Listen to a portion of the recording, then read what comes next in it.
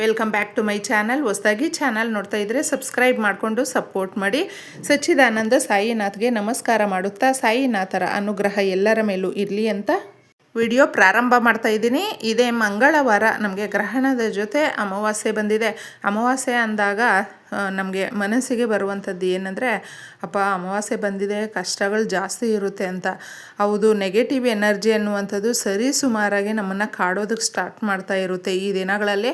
ಆದರೆ ಭಯಪಡುವಂಥ ಅವಶ್ಯಕತೆಯೇ ಇಲ್ಲ. ಮನೆಯಲ್ಲೂ ಕೂಡ, ನಮ್ಮ ವ್ಯವಹಾರದ ಸ್ಥಳದಲ್ಲಿ, ನಮ್ಮ ಮೇಲೆ, ನಮ್ಮ ಮನೆಯಲ್ಲಿ, ಪ್ರತಿಯೊಂದು ಜಾಗದಲ್ಲೂ ಕೂಡ, ಯಾಕಂದರೆ ನೆಗೆಟಿವ್ ಎನರ್ಜಿಗೆ ಅಷ್ಟು ಶಕ್ತಿ ಇರುತ್ತೆ, ಪಾಸಿಟಿವ್ಗೆ ಅದರ ಇನ್ನೂ ಡಬಲ್ ಇರುತ್ತೆ.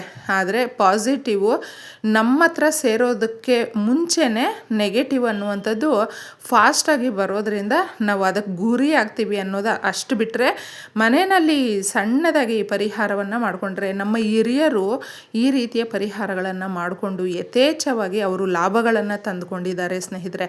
ವ್ಯವಹಾರದಲ್ಲಿ ಲಾಭಗಳು, ಮನೆಯಲ್ಲಿ ಲಾಭ ಹಾಗೂ ಕೆಲಸದಲ್ಲಿ ಲಾಭ, ಇದನ್ನು ನಾವು ಇನ್ನು ದುಡ್ಡಿನ ವ್ಯವಹಾರ ಮಾಡ್ತೀವಿ ನೋಡಿ, ಅದರಲ್ಲಿ ಸಿಕ್ಕಾಪಟ್ಟೆ ಲಾಭಗಳು ಬರುತ್ತೆ. ದುಡಿಯುವಂಥವರಿಗೆ ಆದಾಯದ ಮಾರ್ಗಗಳು ಅನ್ನುವಂಥದ್ದು ಜಾಸ್ತಿ ಆಗುತ್ತೆ, ಸಂತೋಷ ಅನ್ನೋದು ತುಂಬಿರುತ್ತೆ. ಈ ಪರಿಹಾರವನ್ನು ನೀವು ಅಮಾವಾಸ್ಯೆ ದಿನ ಮಾಡಿಕೊಂಡ್ರೆ, ಅಮಾವಾಸ್ಯೆ ದಿನ ಪಿತೃದೋಷಗಳು ಅನ್ನುವಂಥದ್ದು ಸಾಕಷ್ಟು ಕಾಡ್ತಾ ಇರುತ್ತಲ್ವ, ಅಂಥವರು ಈ ರೀತಿಯ ಪಿತೃದೇವತೆಗಳ ಆರಾಧನೆ ಮಾಡ್ಕೊಳ್ಬಹುದು. ಯಾವ ರೀತಿ ಅಂತ ಹೇಳಿದ್ರೆ, ಅವರನ್ನು ನೀವು ನೆನೆಸ್ಕೊಳ್ತಾ ಈ ದಿನ ತಪ್ಪದೆ ಕಾಗೆಗಳಿಗೆ ಆಹಾರ, ನೀರು, ಒಂದು ಲೋಟ ನೀರನ್ನು ನಿಮ್ಮ ಮನೆಯ ಟೆರೇಸ್ ಮೇಲೆ ಇಟ್ಟು ಆಹಾರವನ್ನು ಏನು ಬೇಕಾದರೂ ಕೂಡ ಇಡಬಹುದು. ಈ ಥರ ತಿಂದು ಅದು ಹೋದಾಗ ನಮಗೆ ಪಿತೃದೇವತೆಗಳಿಂದ ಆಶೀರ್ವಾದ ಅನ್ನೋದು ಸಿಗುತ್ತೆ. ಇದನ್ನು ಮರಿಬೇಡಿ ಸ್ನೇಹಿತರೆ. ಯಾಕಂದರೆ ನೀವು ತಿಂಗಳು ಕೂಡ ಮಾಡ್ಕೊಳ್ಬಹುದು. ಪಿತೃದೇವತೆಗಳ ಆಶೀರ್ವಾದ ಅನ್ನೋದು ಸಿಕ್ಕಿದಾಗ ನಮಗೆ ಯಾವುದೇ ರೀತಿಯಾದಂಥ ಕೊರತೆ ಅನ್ನೋದು ಬರೋದಿಲ್ಲ. ಅದರ ಜೊತೆ ಈ ಪರಿಹಾರವನ್ನು ಮಂಗಳವಾರ ಕೂಡಿ ಬಂದಿರೋದ್ರಿಂದ ಕುಜನಿಗೆ ಸಂಬಂಧಪಟ್ಟಂಥದ್ದು. ಕುಜನು ಯಾವಾಗಲೂ ನಾವು ಏನು ಮಾಡ್ತಾ ಇರ್ತೀವಿ ನೋಡಿ, ಆ ಕೆಲಸಗಳನ್ನು ಜಾಸ್ತಿ ಮಾಡಿಸ್ತಾ ಇರ್ತಾನೆ. ಅದಕ್ಕೋಸ್ಕರ ಮಂಗಳವಾರ ಸೂಕ್ಷ್ಮವಾಗಿ ಏನು ಮಾಡಬೇಕು, ಏನು ಮಾಡಬಾರ್ದು, ಇವುಗಳನ್ನು ನೀವು ಅರ್ಥ ಮಾಡ್ಕೊಳ್ಳಿ. ಮನೆಯಿಂದ ಯಾರಿಗೂ ಅಷ್ಟೇ ಈ ದಿನಗಳಲ್ಲಿ ದುಡ್ಡನ್ನು ಕೊಡಬೇಡಿ. ಯಾರಿಗೂ ಅಷ್ಟೇ ನೀವು ತಗೊಳ್ಳೋದಕ್ಕೂ ಹೋಗಬೇಡಿ.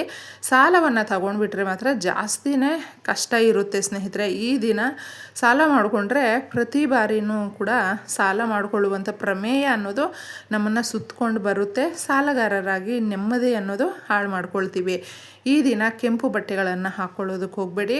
ಹಾಗೆ ದೂರ ಪ್ರಯಾಣ ಹೋಗೋದು ಕೂಡ ಚೆನ್ನಾಗಿರೋದಿಲ್ಲ. ನಮ್ಮ ಮನೆಯಲ್ಲಿ ನಕಾರಾತ್ಮಕ ಎನರ್ಜಿ ಅನ್ನೋದು ಜಾಸ್ತಿ ಇದ್ದಾಗ ಯಾರೇ ಆಗಿರಬಹುದು ಸ್ನೇಹಿತರೆ, ಪದೇ ಮನೆಯಲ್ಲಿ ತುಂಬಾ ಜಗಳ ಆಡ್ತಾ ಇರ್ತಾರೆ. ಹೊಂದಾಣಿಕೆ ಅನ್ನೋದೇ ಇರೋದಿಲ್ಲ. ನಾವೊಂದು ಹೇಳ್ತೀವಿ, ಅವರೊಂದು ಮಾಡ್ತಾ ಇರ್ತಾರೆ. ಏನಪ್ಪ ಈ ಥರ ನಮ್ಮ ಮನೆಯಲ್ಲಿ ನಮಗೆ ಮನೆಗೆ ಬರೋದಕ್ಕೇ ಇಷ್ಟ ಆಗೋದಿಲ್ಲ ಅಂತ ಹೇಳ್ತೀವಿ. ಸಿಂಪಲ್ಲಾಗಿ ಸ್ನೇಹಿತರೆ, ನೀವು ಮಾಡಿಕೊಂಡಿರುವ ಸಾಲ ತೀರುತ್ತೆ, ನೀವು ಭೂಮಿ ಬಂಗಾರ ತಗೊಳ್ಳುವಂಥ ಯೋಗ ಕೂಡಿ ಬರುತ್ತೆ. ಸಾಲಗಾರರಲ್ಲ, ನೀವೇ ಸಾಲ ಕೊಡುವ ಮಟ್ಟಕ್ಕೆ ಆ ಶಕ್ತಿ ಅನ್ನುವಂಥದ್ದು ಬರುತ್ತೆ ಈ ಪರಿಹಾರದಿಂದ. ಅದಕ್ಕೆ ಬೆಲ್ಲ ಅನ್ನುವಂಥದ್ದು ಸುಮಧುರವಾಗಿರುತ್ತೆ. ಯಾರು ಭೂಮಿ ಬಂಗಾರ ಒಡವೆಗಳು ಇದನ್ನೆಲ್ಲವೂ ತಗೊಳ್ಬೇಕು, ಮಾಡಿಸ್ಕೊಳ್ಬೇಕು, ಸಾಲ ತೀರಬೇಕು ಅನ್ನುವಂಥವರು ಬೆಲ್ಲದ ಪರಿಹಾರವನ್ನು ಮುಖ್ಯವಾಗಿ ಮಾಡ್ಕೊಳ್ತಾರೆ. ಒಂದು ಪ್ಲೇಟನ್ನು ತಗೊಳ್ಳಿ. ಮುಖ್ಯವಾಗಿ ನಾವು ವೀಳ್ಯದೆಲೆ ಅನ್ನುವಂಥದ್ದು ಶ್ರೀಮನ್ನಾರಾಯಣ ಸಮೇತ ಲಕ್ಷ್ಮೀದೇವಿ ಇರ್ತಾರೆ. ಅದಕ್ಕೆ ತೊಟ್ಟು ತುದಿ ಏನು ಮುರಿಬೇಡಿ. ಇದನ್ನು ಒಂದು ವೀಳ್ಯದೆಲೆಯನ್ನು ಕ್ಲೀನಾಗಿ ತಗೊಂಡಿದ್ದೆ ಒಂದು ಪ್ಲೇಟಲ್ಲಿ ನೀವು ಅರೇಂಜ್ ಮಾಡಿ ಇಟ್ಕೊಳ್ಳಿ. ಇದನ್ನು ಇಟ್ಕೊಂಡು ಒಂದು ತುಂಡು ಬೆಲ್ಲ ಅನ್ನುವಂಥದ್ದು ಯಾವಾಗಲೂ ಅಷ್ಟೇ ನೀವು ಪರಿಹಾರಕ್ಕೆ ತಗೊಂಡ್ರೆ ಮಾತ್ರ ಬಹಳ ಸೂಕ್ತವಾಗಿರುತ್ತೆ. ಮನುಷ್ಯನ ಸಮಸ್ಯೆಗಳನ್ನು ಬಗೆಹರಿಸ್ಕೊಳ್ಳೋದಕ್ಕೆ ಎಷ್ಟೋ ವಸ್ತುಗಳಲ್ಲಿ ಈ ವಸ್ತುಗಳು ಕೂಡ ತುಂಬಾ ಪವರ್ ಇರುವಂಥದ್ದು. 4 ಭಾಗಗಳಲ್ಲಿ ಈ ಥರ ನೀವು ಕಾಳು ಮೆಣಸನ್ನು ಇಡಬೇಕು. ಕಾಳು ಮೆಣಸು ನರದೃಷ್ಟಿಯನ್ನು ತೆಗೆಯುತ್ತೆ. ಶ್ರೀ ಮಹಾಲಕ್ಷ್ಮಿಯ ಆಶೀರ್ವಾದ ಸಿಗುತ್ತೆ. ನೀವು ಒಂದು ಅಚ್ಚು ಬೆಲ್ಲ ಬರುತ್ತಲ್ವ, ಅದನ್ನು ತಗೊಂಡ್ರೂ ಆಯಿತು, ನಮಗೆ ಸ್ಕ್ವೇರ್ ಶೇಪಲ್ಲಿರುವಂಥ ಬೆಲ್ಲವನ್ನು ತಗೊಂಡ್ರೂ ಆಯಿತು, ಇಲ್ಲಾಂದರೆ ಒಂದು ತುಂಡು ಬೆಲ್ಲವನ್ನು ತಗೊಂಡ್ರೂ ಕೂಡ ನಡೆಯುತ್ತೆ. ಈ ಥರ 4 ಭಾಗಗಳು ಫಸ್ಟ್ ಇಟ್ಬಿಟ್ಟು ಕುಂಕುಮ ಇಡಿ ಮಧ್ಯದಲ್ಲಿ. ತದನಂತರ ಇದ್ರ ಮೇಲೂ ಕೂಡ ನೀವು ಒಂದು ಕಾಳುಮೆಣಸನ್ನು ಇಡಬೇಕು. ನಾವು ಈ ಕಾಳುಮೆಣಸಿಂದ ಏನಾಗುತ್ತೆ ಅಂತ ಮಾತ್ರ ಅಂದ್ಕೊಳ್ಳೋದಕ್ಕೆ ಹೋಗಬೇಡಿ.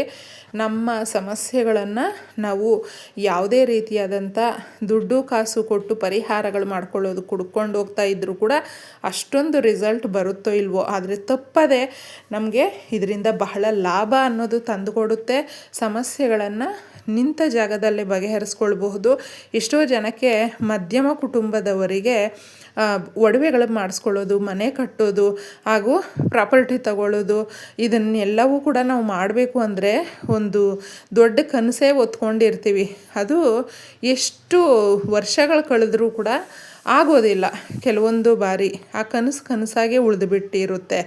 ನೆರವೇರಿಸ್ಕೊಳ್ಳೋದಕ್ಕೆ ನಾವು ಹಾರ್ಡ್ ವರ್ಕ್ ಮಾಡ್ತೀವಲ್ವ, ಅದ್ರ ಜೊತೆ ಇದು ನಮಗೆ ದೇವರ ಅನುಗ್ರಹ ಅನ್ನೋದು ಸಿಗುತ್ತೆ. ಈ ಥರ ಇಟ್ಟು ಕೇಳಿಕೊಂಡು ಒಂದು ದಿನ ಪೂರ್ತಿ ನೀವು ದೇವರ ಮನೆಯಲ್ಲಿ ಇದನ್ನು ಇಟ್ಬಿಡಿ.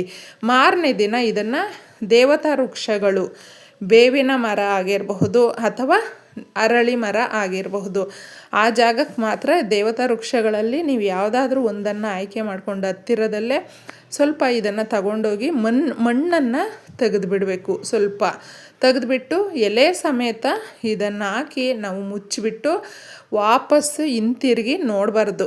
ಗಮನದಲ್ಲಿಟ್ಕೊಳ್ಳಿ. ಯಾಕಂದರೆ ನಿಮ್ಮ ಮನೆಯಲ್ಲಿರುವಂಥ ನಕಾರಾತ್ಮಕ ಶಕ್ತಿಗಳನ್ನು ಇದು ಅಬ್ಸರ್ವ್ ಮಾಡಿ ರಾತ್ರಿ ಪೂರ್ತಿ ತನ್ನೊಳಗಡೆ ಇಟ್ಕೊಂಡಿರುತ್ತೆ. ನಕಾರಾತ್ಮಕ ಶಕ್ತಿಗಳನ್ನೆಲ್ಲವೂ ಕೂಡ ಶ್ರೀ ಮಹಾವಿಷ್ಣು ಸಮೇತ ಲಕ್ಷ್ಮೀದೇವಿ ನಾವು ಕೇಳಿಕೊಂಡು ಮಾಡಿರೋದ್ರಿಂದ ಇದು ನಮ್ಮ ಮನೆಗೆ ಅಷ್ಟೈಶ್ವರ್ಯಗಳನ್ನು ಕೂಡ ಕೊಡುವಂಥ ಆ ಭಾಗ್ಯವನ್ನು ನಾವು ಪಡ್ಕೊಳ್ಳುವಂಥದ್ದು ಸಿಕ್ಕೇ ಸಿಗುತ್ತೆ.